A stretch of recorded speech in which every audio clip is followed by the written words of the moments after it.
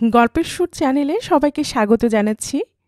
আমি রোমানা নুপুর। আজ আপনাদের পড়ে শোনাব সোরেন দত্তের লেখা একটি গল্প, গোপনে। মিশন কাফেতে বসে বন্যি বিরক্ত হয়ে উঠল ব্রিজিতের কথা ভেবে।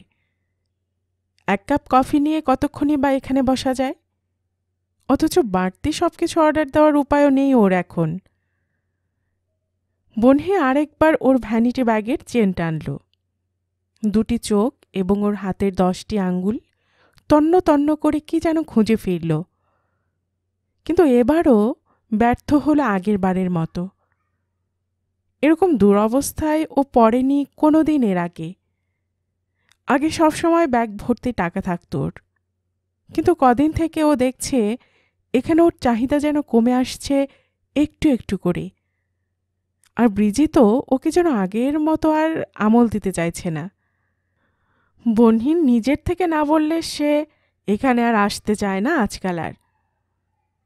হঠাৎ তার এই পরিবর্তনের মানে খোঁজার চেষ্টা করেছে বন্যি অনেক, কিন্তু আজ পর্যন্ত কোনো সঠিক কারণ জানতে পারিনি। ব্রিজিতকে এ ব্যাপারে কোনো প্রশ্ন করলে সে বলে, ব্যবসা মন্দা যাচ্ছে, সেই নিয়ে এখন আমার অনেক চিন্তা, তাই এদিককার কথাটা আজকাল আমার খুব কমই মনে থাকে। তোমাকে কথা দিয়েও কথা রাখতে পারি না, সেই জন্য ডোন্ট মাইন্ড প্লিজ। বলতে বলতে মিশন কাফের এই নিরালা কেবিনের ভেতরে পর্দাটার দিকে একবার তাকিয়ে নিয়েই সঙ্গে সঙ্গে ঝাঁপিয়ে পড়ত সে বন্যির নরম দেহের উপর। বন্যি তৈরি হয়ে থাকে। ব্রিজিতের ভারী দেহের চাপে ওর একটু কষ্ট হয় না, কিংবা বিরক্ত বোধ করে না। ব্রিজিতের চোখে মুখে তখন জানোয়ারের উল্লাস, অরণ্যের লিপ্সা। বন্যি আজকের এই এখনকার কথায় ফিরে এলো আবার। কেবিনের পর্দাটা তুলেই রেখেছিল ও ব্রিজিতের আগমন লক্ষ্য করার জন্য, আর ব্রিজিতও যাতে করে ওর অবস্থান দেখতে পায় সেই জন্য এই ব্যবস্থা। অবশ্য এ সময় এই কেবিনটা প্রতিদিন ওদের জন্যই নির্দিষ্ট থাকে। এখানকার বয় এবং যারা প্রায় নিয়মিত এখানে আসে তারা জানে রাত্রি 9টার পর এই কেবিনে ওরা ছাড়া অন্য কারোর প্রবেশাধিকার নেই। বন্যি কেবিনের বাইরে তাকাতে গিয়ে হঠাৎ লক্ষ্য করল একটি 30 বছরের যুবক ওর দিকে বিশ্রীভাবে তাকিয়ে আছে, যেন ওকে গিলছে। অসম্ভব খাই খাই ভাব। দাঁড়িয়েছিল যুবকটি একটি টেবিলের সামনে। লম্বা বলিষ্ঠ চেহারা, গায়ের রং অসম্ভব কালো, নিগ্রোদের কথা মনে করিয়ে দেয়। হিপিদের মতো কাঁধের নিচে চুলগুলো এমনভাবে ঢেউ খেলে নেমে এসেছে, দূর থেকে দেখলে মনে হয় যেন এক টুকরো ঘন কালো মেঘ আকাশ থেকে নেমে এসে তার কাঁধের উপর ভর করেছে। লম্বা জুলপি, মুখে বিস্তর দাগ, অসংযমের। আসলে যুবকটিকে দেখে বন্যিও ভেতরে ভেতরে উষ্ণ হয়ে উঠেছিল। তাকে অমন অবস্থায় দেখার পর থেকে আশ্চর্য, ব্রিজিতের কথা তার একবারও মনে হয়নি। ওর মন থেকে ব্রিজিত এখন উধাও। সে জায়গায় স্থান করে নিয়েছে সামনে দণ্ডায়মান নিগ্রো সমান ওই যুবকটি। বন্যির সারা দেহে একটা অদ্ভুত শিহরণ খেলে গেল। নিজের অজান্তে দেহটা একবার মোচড় দিয়ে উঠল। ঠিক এই মুহূর্তে আবার ব্রিজিতের কথা মনে হলো, কিন্তু তার আসার কোনো লক্ষণ দেখতে না পেয়ে শেষে অধৈর্য হয়ে ওঠে। বন্যি চোখের ইশারায় যুবকটিকে কেবিনের ভেতরে আসতে আহ্বান করল। যুবকটি যেন এর জন্যই অপেক্ষা করছিল। সঙ্গে সঙ্গে ওর আহ্বানে সাড়া দিল। কেবিনে ঢুকেই সে পর্দাটা টেনে দিল ভালো করে। সে পর্দাটার উপর স্থির দৃষ্টি রেখে সে দেখে নিল, না, ওপারের ছেটেফোঁটা আলো প্রবেশ করছে না কেবিনের অভ্যন্তরে, নিশ্ছিদ্র। তারপর নিশ্চিন্ত হয়ে যুবকটি নিঃশব্দে বসল বন্যির পাশের খালি জায়গাটায়। আর ঠিক সেই মুহূর্তে মিশন কাফের সব আলোগুলো নিভে গেল। বোধহয় লোডশেডিং শুরু হলো। তাতে বন্যি বাড়তি সুযোগ পেল। এখন এই পর্দা ঢাকা কেবিনে যুবকটিকে নিয়ে ও যা খুশি করতে পারে। কেউ বুঝবে না, কেউ জানবে না এখানে কি ঘটল, কি ঘটতে যাচ্ছে একটু পরে। প্রায় ঘণ্টাখানেক পরে মিশন কাফেতে আলো ফিরে এলো আবার। তখন 10টা বেজে গেছে। রাস্তাঘাট ফাঁকা, কাফেও লোক শূন্য। অন্ধকারে যে যার আদিম প্রবৃত্তি চরিতার্থ করে সরে পড়েছে। কাফের ম্যানেজার ক্যাশ মিলিয়ে বাক্স বন্ধ করে দিয়েছে। প্রত্যেকটি বয় যে যার নির্দিষ্ট কেবিনের পর্দা তুলে টেবিল চেয়ার সাফ করার কাজে লেগে পড়েছে। বাদলের ডিউটি ছিল বনহির কেবিনে। বনহিকে সে চিনত, এবং ব্রিজিতকেও। ব্রিজিত তার জন্য মোটা টিপস রেখে যেত টেবিলের উপর প্রতিদিন। সেই লোভে বাদল দ্রুত কেবিনের সামনে ছুটে আসে। সে জানে ওরা কেউ নেই এখন কেবিনে। 10টার পর থাকার কথাও নয়। বাদলের আজ ভীষণ দরকার ছিল কিছু টাকা প্রাপ্তির। বাড়িতে মায়ের অসুখ। কিছু টাকা পেলে কাল সকালে পাড়ার ডাক্তারবাবুকে কল দিয়ে আসতে পারে। সন্ধ্যায় বনহির টেবিলে খাবার দেওয়ার সময় এরকম একটা আভাস দিয়ে সে ওকে অনুরোধ করে বলেছিল বাবুকে বলে আজ তার টিপসের অঙ্কটা যেন ও বাড়িয়ে দেয়। সহানুভূতিসূচক মাথায় হেলিয়ে বনহি উত্তরে বলেছিল, ঠিক আছে, দেখব তোমার জন্য কি করতে পারি। বাদলের চোখ দুটো অসম্ভব জ্বলজ্বল করে উঠল। নীরব কয়েকটা মুহূর্ত। তারপর একরকম পর্দাটা সরাতেই চমকে উঠল সে।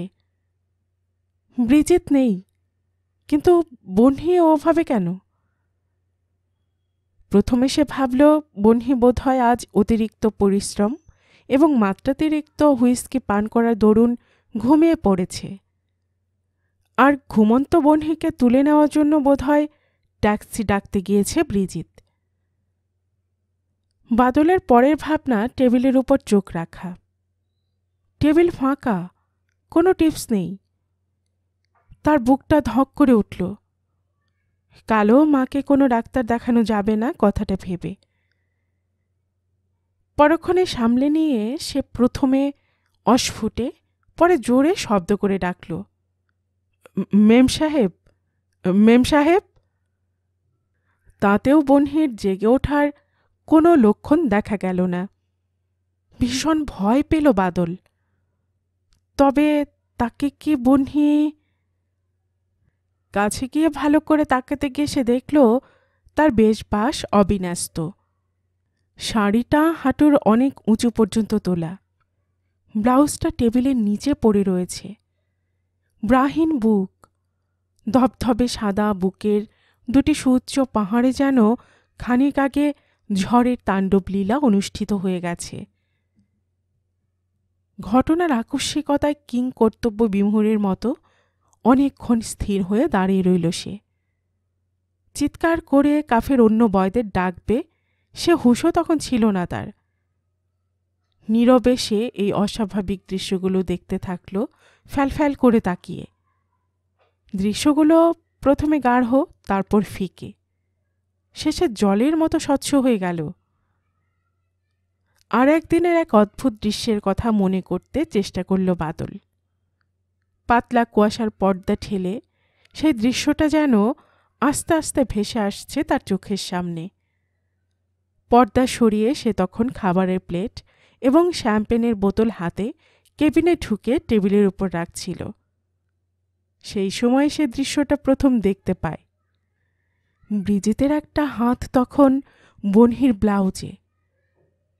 সেদিন বনহি বোধহয় ঠিক মুডে ছিল না অন্য দিনের মতো, কিংবা বাদলকে দেখেই কিনা কে জানে, তাড়াতাড়ি এক ঝটকায় ব্রিজিতের হাতটা সরিয়ে দিয়ে চোখ দুটো বড় বড় করে বলে ওঠে, না ব্রিজিত, এভাবে আর বেশি দিন চালানো ঠিক হবে না।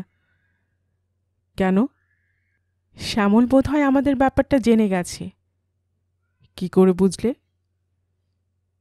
বাদল কেবিনের বাইরে এসে একটু দূরে দাঁড়িয়ে খদ্দেরদের অর্ডারের লিস্টগুলোর উপর চোখ বুলাবার ওছিলায় দাঁড়িয়ে থেকে ওদের পরবর্তী কথোপকথন শুনতে থাকলো উৎকর্ণ হয়ে। বনহি প্রত্যুত্তরে বলল, আজকাল ও আমায় কথায় কথায় সন্দেহ করে। তোমার প্রসঙ্গ উঠলেই উত্তেজিত হয়ে ওঠে, রাগে ফেটে পড়ে। স্কাউন্ড্রেল! ব্রিজিত রাগ করে। একটা ইম্পর্টেন্ট পুরুষ তোমার মতো পূর্ণ যৌবন এক যুবতীকে সন্দেহ করার কোনো অধিকার নেই। বনহি, তুমি তোমার স্বামীকে জানিয়ে দিও, তোমার জীবন নিয়ে ওকে আমি জুয়া খেলতে দেব না। ও তোমাকে কি দিয়েছে 3 বছর ধরে? বিবাহিত জীবনে সুখ বলতে যা বোঝায় তার কতটুকু তুমি পেয়েছো ওর কাছ থেকে? নিষ্ফল কয়েকটি রাত্রি। প্রথম দিকের কয়েকটা রাত তোমার কাছে দুঃসহ ঠেকেনি? বলো, চুপ করে থেকো না, বলো। সে কথা আমি স্বীকার করি ব্রিজিত, কিন্তু কিন্তু কি বনহি? এভাবে চুরি করে সুখ নিতে আজকাল আমার ভীষণ ভয় হয়। তাই বলছিলাম কি কি শ্যামলের বিরুদ্ধে আমি ঠিক ডিভোর্সের অর্ডার পেয়ে যাব। তারপর ভাবছি আমরা দুজনে পাকাপাকিভাবে, অর্থাৎ আর 5টা সাধারণ নারী পুরুষের মতো বিবাহ বন্ধনে আবদ্ধ হয়ে ঘর সংসার করতে করতে ফি বছর তোমাকে কলকাতার কোনো নার্সিংহোমে পাঠাবার ব্যবস্থা করি, এই তো? হ্যাঁ হ্যাঁ ব্রিজিত, আমি যে আর 5টা মেয়েদের মতো মা হতে চাই। তুমি তুমি মা হতে চাও? একটা বিকট হাসির শব্দ। সে হাসির শব্দ শুনে বন্যির বুক ফেটে যায়। বুকটা হাহাকার করে ওঠে। ওর ভীষণ কাঁদতে ইচ্ছে হয়। ও মা হতে চাইছে শুনে ব্রিজিত হাসছে। এর মধ্যে হাসার কি আছে? বুঝতে পারে না সে। অবাক চোখে তাকিয়ে দেখে ব্রিজিতকে। ব্রিজিতের হাসিটা যেন বিশ্বাস করতে পারছে না ও। তবে কি ব্রিজিত? ব্রিজিত, তুমি স্পষ্ট করে বলো, কি চাও তুমি আমার কাছ থেকে? বন্যি আরও জানতে চাইল, আমাকে তুমি কে ভাবো? স্রেফ রক্ষিতা। রক্ষিতা ছাড়া আর বেশি কিছু আমি ভাবতে পারি না তোমাকে। রক্ষিতার আবার মা হতে চাওয়া। বন্যি দুহাত দিয়ে নিজের কান ঢাকে। তার কথাগুলো ও আর সহ্য করতে পারছে না। ছি ছি, শেষ পর্যন্ত ব্রিজিত ওকে এই ভাবল, ও তার রক্ষিতা? শুধু কি রক্ষিতা হিসেবে বন্যি তাকে দিনের পর দিন দেহ মন দান করে গেছে? এর বাইরে ওর যে আসল রূপ লুকিয়ে আছে তার কি কোনো হদিশ মেলেনি ব্রিজিতের? এ কথা ঠিক যে বন্যি ওর স্বামী বর্তমান থাকতেও ব্রিজিতকে ভালোবেসে দেহদান করেছে, কিন্তু কোন পরিস্থিতিতে ও এই কাজ করল সেটা তো আর একবার ভেবে দেখা উচিত ছিল। বন্যি আর চোরের মতো সুখও পেতে চায় না তার কাছ থেকে। তাকে বিয়ে করে তার কাছ থেকে স্ত্রীর প্রাপ্য জিনিস ও নিয়মমাফিক আদায় করে নিতে চায়, কিন্তু ব্রিজিত তাতে রাজি নয়। তার মতলব ভালো নয়। এই প্রথম বন্যি তাকে সন্দেহ করতে শুরু করল। তারপর থেকে ব্রিজিত ওর কাছে আসাটা কমিয়ে দিয়েছিল। মনে হয় সে ওকে এড়িয়ে যেতে চায়। সব বোঝে বন্যি, কিন্তু ওর করার কিছু ছিল না, অসহায়ের মতো ভাগ্যের হাতে নিজেকে ছেড়ে দেওয়া ছাড়া। বন্যির ভাগ্য বিড়ম্বিত জীবনের কথা ভাবতে বসে স্থান কাল পরিবেশ সব কিছু যেন ভুলে গিয়েছিল বাদল। তারপর একসময় সে হঠাৎ চিৎকার করে উঠল, খুন! খুন হয়ে গেছে এই কেবিনের মেম সাহেব! তার এই চিৎকার শুনে মিশন কাফের অন্যান্য কর্মচারীরা ছুটে এলো হোটেলের ম্যানেজার মনীষ মুখার্জি। সবাই দেখল চেয়ারের ওপর ঢলে পড়ে আছে বন্যি, নিরাবরণ বুক, দুটো বুকের খাঁজে কালো গর্ত। সেই গর্ত থেকে তখনও রক্ত চুঁয়ে পড়ছিল ফোঁটা ফোঁটা। মনে হয় আততায়ের গুলি এখানেই গিয়ে বিদ্ধ হয় এবং সঙ্গে সঙ্গে মৃত্যুমুখে পতিত হয় বন্যি। বোধহয় আততায়ী সাইলেন্সার লাগানো রিভলভার ব্যবহার করে থাকবে, যার ফলে গুলির আওয়াজ কেউ শুনতে পায়নি। শাড়ির এক প্রান্ত বন্যির মুখে ঠাসা রয়েছে, সেই কারণে চিৎকার করার সুযোগও পায়নি। বেচারি! ম্যানেজার মনীষ মুখার্জি সব দেখে শুনে কেবিনের পর্দাটা নামিয়ে দিল ধীরে ধীরে। তারপর কাউন্টারে ফিরে এসে প্রথমেই ফোন করল স্থানীয় থানায়, সংক্ষেপে দুর্ঘটনার কথা জানিয়ে। বাদলের জবানবন্দিটাই পুলিশ বেশি গুরুত্ব দিল, কিন্তু পুলিশ তাকেও সন্দেহ করল। তাকে সন্দেহ করার কারণও ছিল। তার মায়ের অসুখ, টাকার দরকার ছিল তার। মনে হয় টাকার লোভে সে বন্যিকে খুন করে তারপরে কাহিনী কল্পনা করে পুলিশকে শুনিয়েছে। বন্যের ভ্যানিটি ব্যাগেও খুব বেশি টাকা ছিল না। এইসব কথা ভেবে স্থানীয় থানার ওসি অবনী রায় বাদলকে ধরে নিয়ে গেল থানায়। তবে তার অভিযোগ মতো বন্যির প্রণয়ী ব্রিজিত ঘোষের সঙ্গেও যোগাযোগ করল সেই দিনই গভীর রাত্রে। কেসটা অত্যন্ত জটিল মনে করে অবনী তার বন্ধু প্রাইভেট ডিটেকটিভ হর্ষ সেনকে ঘুম থেকে তুলে নিয়ে এসেছিল। ব্রিজিত সরাসরি অস্বীকার করল সে নাকি আজ মিশন কাফিতে আদৌ যায়নি। সে নাকি রাত 10টা পর্যন্ত তার বিজনেসের এক পার্টির সঙ্গে বিজনেস সংক্রান্ত ব্যাপারে তাদের শ্রীরামপুরের ফ্যাক্টরিতে ইন্সপেকশনে গিয়েছিল। কিন্তু অবনী তার কথা বিশ্বাস করল না। আবার তাকে গ্রেপ্তারও করতে পারছিল না নির্দিষ্ট প্রমাণের অভাবে। তাহলে কি সেই নিগ্র সমান যুবকটি তাকে ব্ল্যাকমেল করে? পরে বন্যী টাকার দাবি করলে সে ওর পাওনা মেটানোর বদলে ওকে খুন করে পালিয়ে যায়। এরকম অনেক ঘটনা পুলিশের ডায়েরিতে লিপিবদ্ধ করা আছে। বাদল, ব্রিজিত এবং সেই নিগ্র সমান যুবকটি এরা প্রত্যেকে এখন পুলিশের চোখে বন্যী বোসের সম্ভাব্য হত্যাকারী। মিশন ক্যাফের ম্যানেজার মনীষ মুখার্জিও পুলিশের সন্দেহের বাইরে নয়। বন্যীর হত্যাকারী অত্যন্ত চতুর বলে মনে হয়। তেমন কোনো ক্লুই সে রেখে যায়নি। কেবল একটি পার্স পাওয়া যায় ঘটনাস্থল থেকে। পার্সের এক কোণায় ছোট্ট একটি অক্ষর, ইংরেজিতে লেখা বি। কারণ নামের আদ্যক্ষর হতে পারে।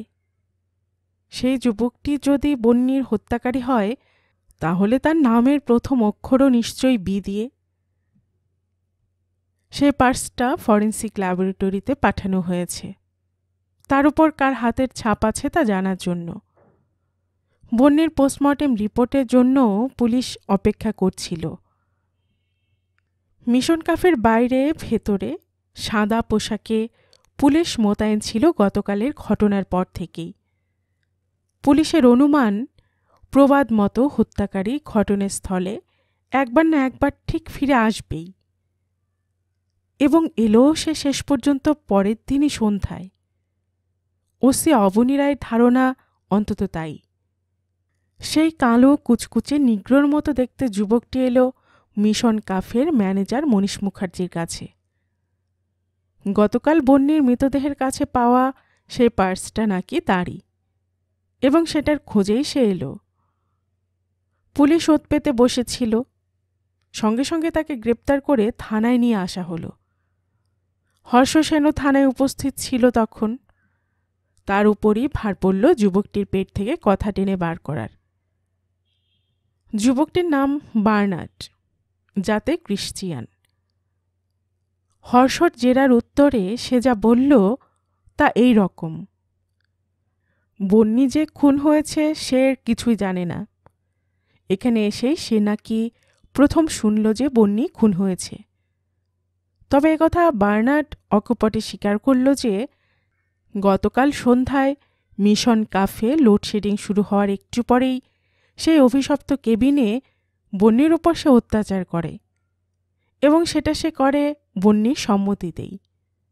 বন্যী আপত্তি করার বদলে বরং তাকে আহ্বানই করেছিল। তবে কি মিস্টার বার্নার্ড? হর্ষ টেবিলের উপর ঝুঁকে পড়ে প্রশ্ন করে। কেবিন থেকে বেরিয়ে আসার সময় কে যেন একজন হন্তদন্ত হয়ে সেদিকে ছুটে আসতে গিয়ে তাকে সজোরে ধাক্কা দেয়। লোকটা অবশ্য কয়েক মুহূর্ত দাঁড়িয়ে পড়ে তার কাছে ক্ষমা চেয়ে নেয়। তাই বার্নার্ডও কথা না বাড়িয়ে সেই লোডশেডিংয়ের মধ্যেই মিশন কাফে থেকে বেরিয়ে আসে। Well mister Bernard? হর্ষ তার চোখে চোখ রেখে জিজ্ঞেস করল। আপনি চলে আসার সময় নিহত বন্যী দেবীর কেবিনে অন্য কাউকে কি ঢুকতে দেখেছিলেন? ঠিক খেয়াল করতে পারছি না, তবে একবার যেন আমার কানে এসেছিল বন্যী দেবীকে উত্তেজিত হয়ে কারোর সঙ্গে কথা বলতে। কি কি সে কথা মিস্টার বার্নার্ড? হর্ষ প্রশ্ন করে তাকালো। Sorry mister Sen. বার্নার্ড দুঃখ প্রকাশ করে বলল, আপনাদের বাংলা ভাষা আমি ভালো বুঝি না, তবে অনুমান করে নেই সময় সময়। সেই অনুমানের ভিত্তিতেই আমার কেন জানি না মনে হয়েছিল আগন্তুক নিশ্চয়ই মেয়েটির পরিচিত কেউ। কাঁদতে কাঁদতে মেয়েটি কেবল বলেছিল, প্লিজ আমাকে বাধা দিও না, I want to become a mother of a child. যে করে হোক আমার সন্তান চাই। সন্তানের যে পুরুষই জাতক হোক না কেন, আমার তাতে কিছু এসে যায় না। আমার মতো তুমিও এটাকে খোলা মন নিয়ে গ্রহণ করো প্লিজ। তারপরের কথা আমি বলতে পারবো না মিস্টার সেন।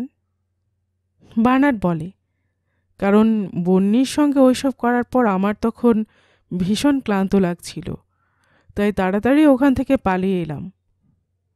তাই বুঝি? হর্ষ একটু থেমে আবার জানতে চাইল, আপনি ঠিক শুনেছেন বন্যী দেবী মা হতে চাওয়ার জন্য মিনতি জানাচ্ছিলেন? Yes, exactly so. বার্নার্ড জোর দিয়ে বলল, তবে মনে হয় আগন্তুক ওর সেই ইচ্ছেতে বাধা দিতে চাইছিল। ওয়েল মিস্টার বার্নার্ড, হর্ষ তার দিকে তাকিয়ে বলল, আমরা আপনাকে এখন ছেড়ে দিচ্ছি, তবে দরকার পড়লেই থানায় আপনার যেন হাজিরা পাই, কেমন? ওকে। পরের দিন হর্ষ আবার দেখা করল নিহত বন্যী বোসের স্বামী শ্যামলের সঙ্গে। অবশ্য তাকে কোনো খবর না দিয়ে একরকম হঠাৎই এসেছিল হর্ষ আজ। 2 রুমড ফ্ল্যাট, ড্রয়িং রুমের সঙ্গে অ্যাটাচড বাথরুম, ওপাশে শোবার ঘর। শ্যামলের রাত দিনের চাকর বাসুদেব তাকে ড্রয়িং রুমে বসিয়ে রেখে বলল, বাবু বাথরুমে, একটু পরেই বেরুবেন, অপেক্ষা করতে পারেন। বেশ তো, আমি না হয় একটু অপেক্ষাই করছি।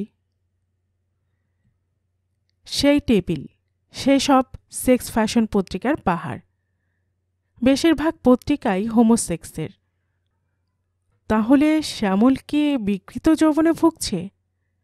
সমকামিতার দোষে দোষী? মনে হয় তার জীবনে কোনো দুর্বল দিক একটা আছে। এখানে আসার আগে হর্ষ শুনেছিল বিবাহিত জীবনে শ্যামল নাকি সুখী ছিল না। বন্যী তাকে ওর ধারে কাছে ঘেঁষতে দিত না। রাত্রে শ্যামলের এই ড্রয়িং রুমে শোয়ার ব্যবস্থা ছিল পাকাপাকিভাবে। বিয়ের প্রথম দিকে বন্যী এমন নিষ্ঠুর নাকি ছিল না। শ্যামলকে তখনও যথেষ্ট শ্রদ্ধা করত, কিন্তু পরবর্তীকালে বন্যী যখন দেখল যে ওর মতো সুন্দরী যুবতী নারীকে ছেড়ে দিয়ে শ্যামল অল্প বয়সী মেয়েলি মার্কা ছেলেদের সঙ্গে অন্তরঙ্গভাবে মেলামেশা করছে, তখন থেকে ও তার সঙ্গ এড়িয়ে যেতে শুরু করে।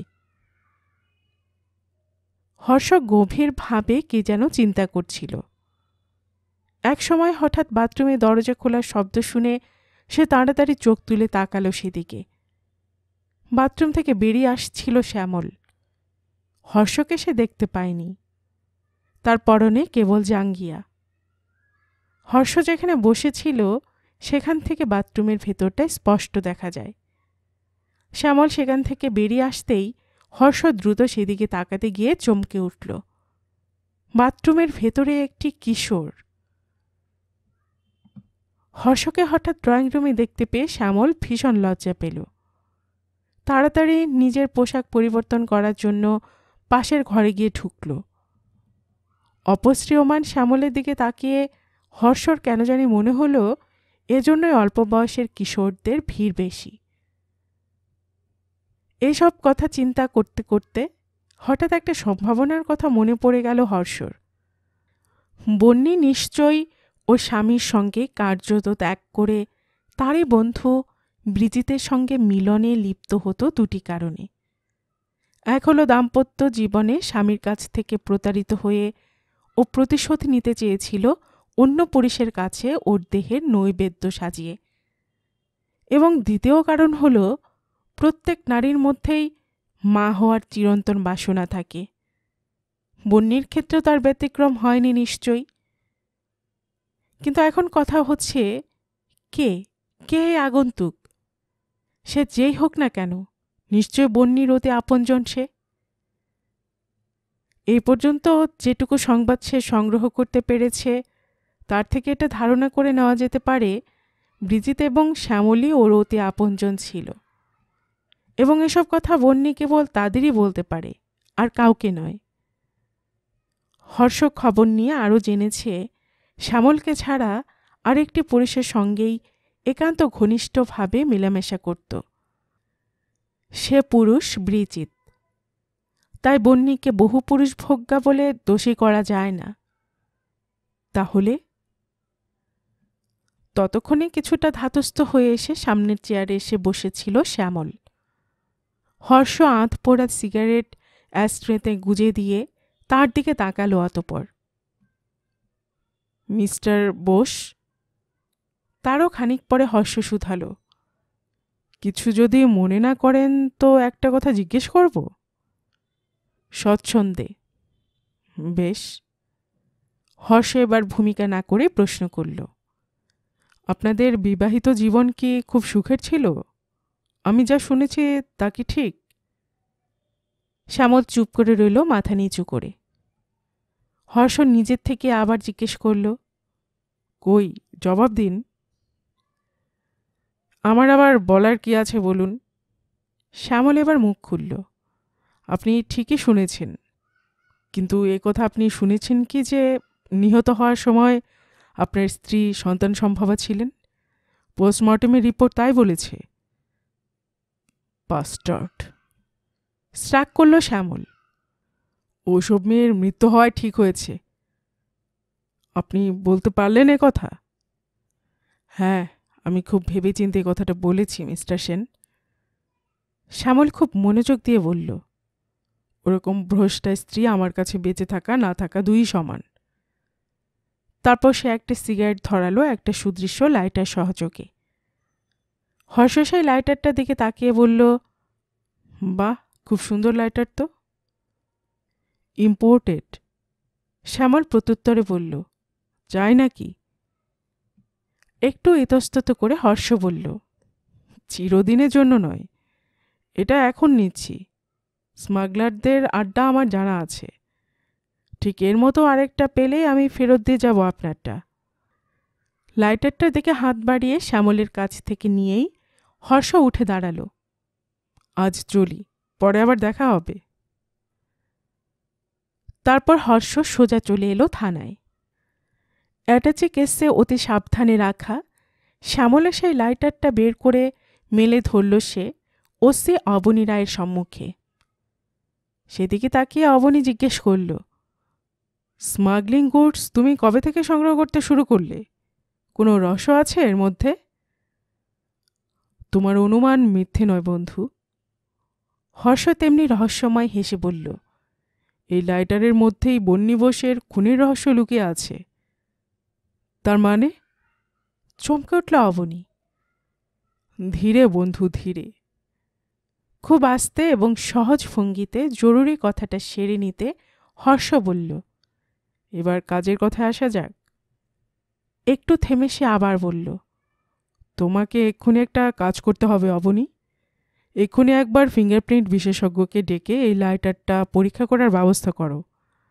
দেখো এর উপর হাতের ছাপের সঙ্গে বন্যী দেবীর মৃতদেহের পাশে পাওয়া সেই পার্সটার উপর হাতের ছাপের কোনো একটা মিল পাওয়া যায় কি না। রিপোর্ট কিন্তু আমার কালই চাই। ওকে। অবনী তাকে আশ্বস্ত করে বলল, তাই হবে। কথা মতো পরের দিন বিকেলের মধ্যেই ফিঙ্গারপ্রিন্টের রিপোর্ট পাওয়া গেল।